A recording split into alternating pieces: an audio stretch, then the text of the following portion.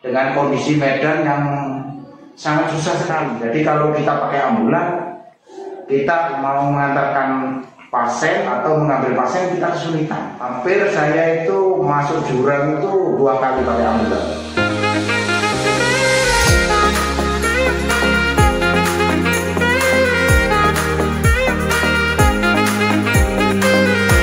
Assalamualaikum warahmatullahi wabarakatuh. Hari ini saya ditemani oleh Pak Ali yang sudah 34 tahun kerja di Puskesmas Sumberwenge. Mohon diceritakan pengalamannya kerja yang sudah 34 tahun di Puskesmas Sumberwenge. Silakan Pak. Sahabat sehat semua.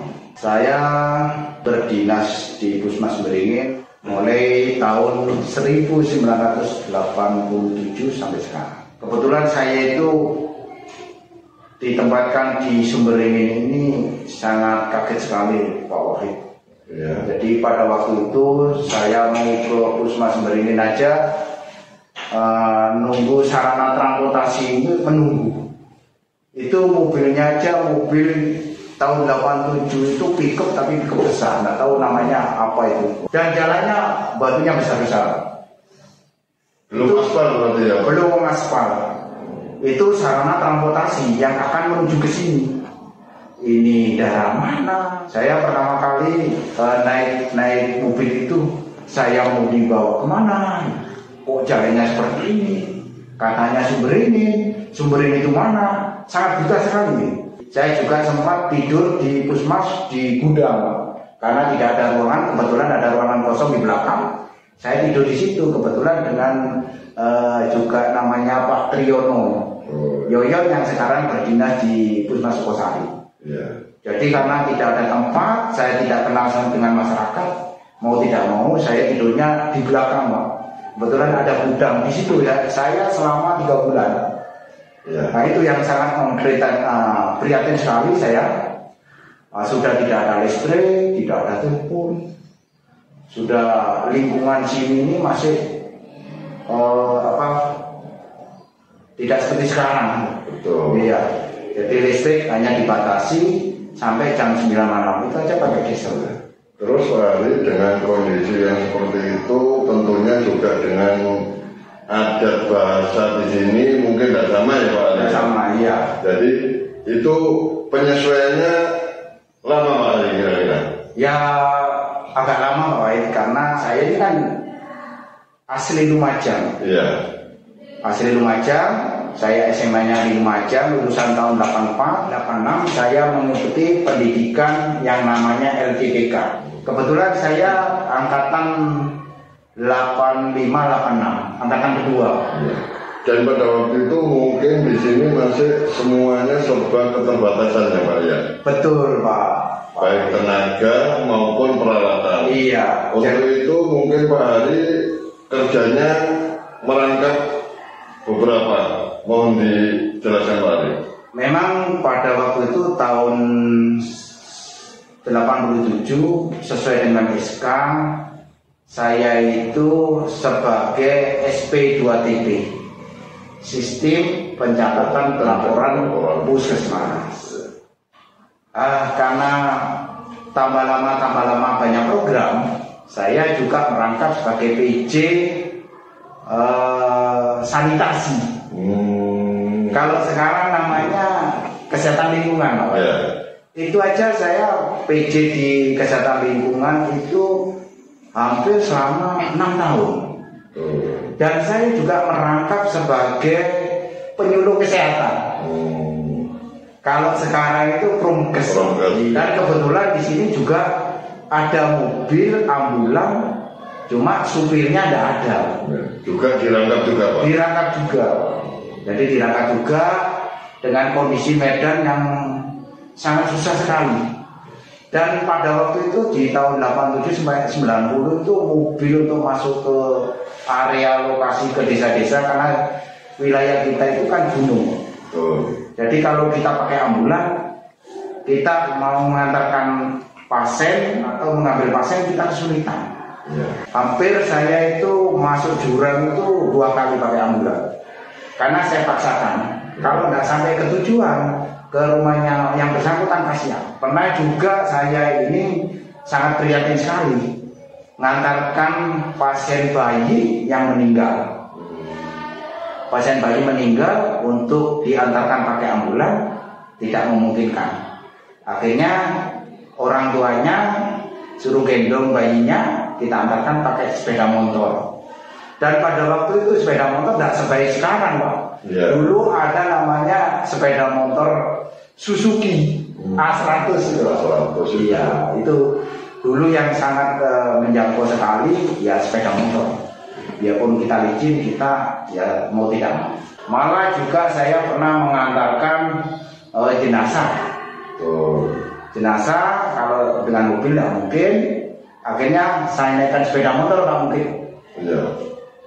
Saya suruh ini, saya taruh di pundak saya, ditaleni, saya bawa, Pak.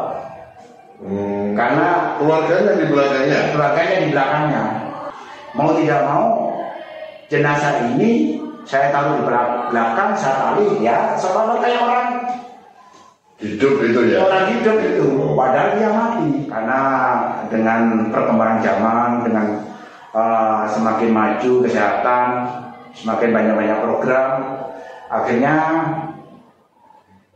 tenaga-tenaga kita lambat laun tiap tahun itu bertambah. Sudah dengan adanya tenaga saya tidak megang, termasuk promosi kesehatan aja saya lepas. Jadi begitu ada tenaga baru lambat laun pekerjaan Pak Hari yang berkurang itu bertumpuk-tumpuk kemudian berkurang. Terus Pak Hari di belakang ini kok ada piagam tanda kehormatan ini gimana ceritanya Pak Hari? Ini kebetulan tanda kehormatan yang diberikan dari Presiden. Ini pengabdian saya Satya Rencana Karya 20 tahun ya. Yang ada tanda tangannya Bapak Haji Susilo Bapak Yudhoyono, Bapak SBY ya. Terus yang ini tahun 2014. Iya.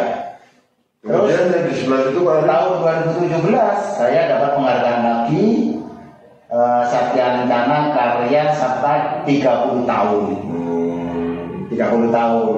Nah ini sebentar lagi Pak Wahid di tahun 2023 saya sudah pernah tugas, sudah pensiun, Pak. Nah, tentunya Pak Hari sebagai tenaga yang sudah sangat senior, mulai zaman keterbatasan tenaga alat dan kondisi alam, dan sekarang sudah tenaga sudah banyak, alat-alat juga sudah semakin bagus, gedungnya juga bagus.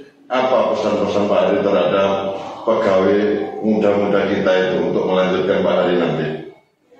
Terima kasih Pak Wahid. Jadi pesan saya kepada generasi muda, kalau masih dulu waktu saya itu menjadi pegawai negeri sangat susah sekali, baik pun peralatan.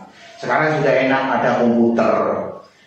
Mau rapat kita cukup dengan WA. Kalau zamannya saya dulu itu kita pakai kurir, kita antar. Kita antar, kita bikin surat, itu aja mesin tiknya ya. Mesin manual. Kalau sudah salah ya juga diulang lagi. Kalau sekarang kan sudah enak, copy paste. Jadi saya mengharap pada generasi muda, khususnya untuk rekan-rekan Puskesmas Beringin, pejuang-pejuang kesehatan yang ada di seluruh Indonesia.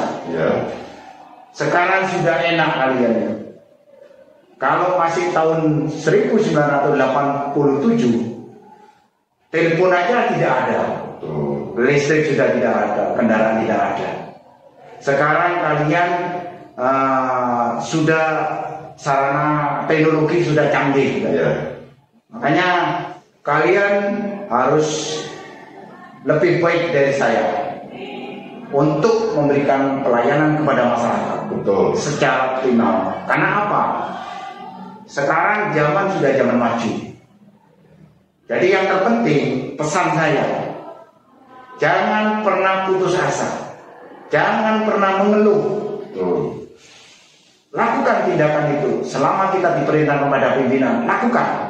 Saya aja sekarang biarpun sebagai pelaksana tata usaha, saya juga merangkap sebagai operator SDMK, sebagai operator Sitnakes, mana saya masih sebagai koordinator TRC.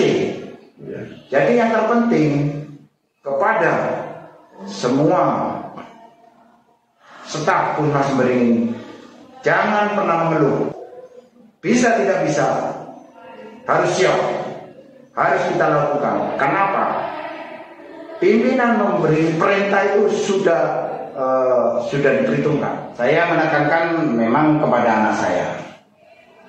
Yang pertama, karena dia juga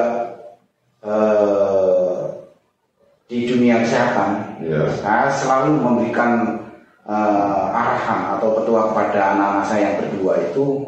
Yang pertama, jangan pernah mengeluh.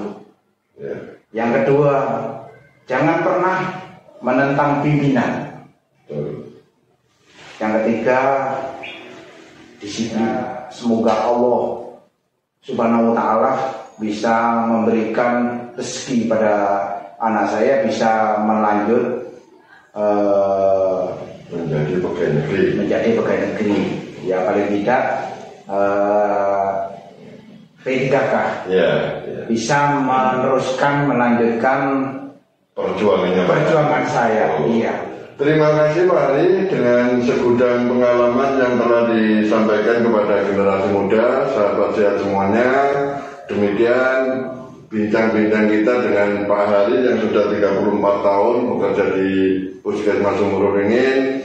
Mudah-mudahan dengan apa yang diceritakan oleh Pak Hari bermanfaat bagi generasi muda. Wassalamualaikum warahmatullahi wabarakatuh. Salam sehat, tetap semangat.